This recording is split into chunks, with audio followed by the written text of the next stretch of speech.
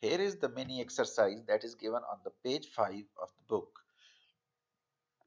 You can see there is a big box whose dimensions are 1 dm or 10 cm in all directions.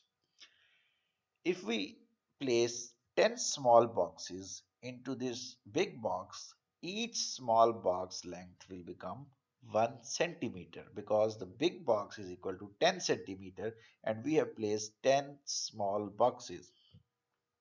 So the volume of one small box comes out to be 1 centimeter cube and the volume of the big box becomes 1 dm cube.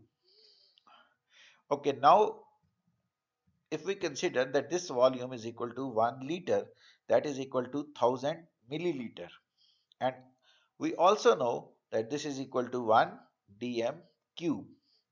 So if we change dm into cm, 1 dm is equal to 10 cm. So 1 dm cube will become 10 cm whole cube, that is equal to 1000 cm cube. If we divide both sides by 1000, 1 milliliter becomes 1 centimeter cube.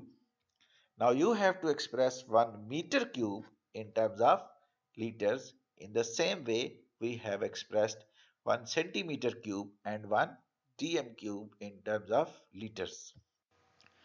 In the quick quiz given on page 7, you have to answer these three questions.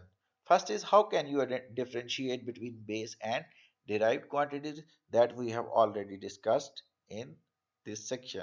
Identify the base quantity in the following: speed, area, force and distance. You have to pick which one is a base quantity.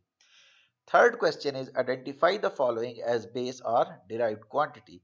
You have to make two columns and separate which ones are the base quantities and which ones are the derived quantities.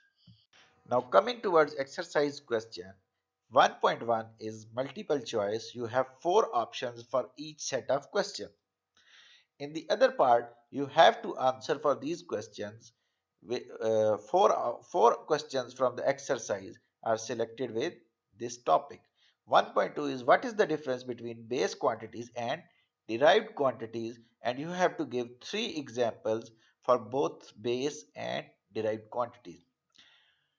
1.3 is one pick out the base units in the following.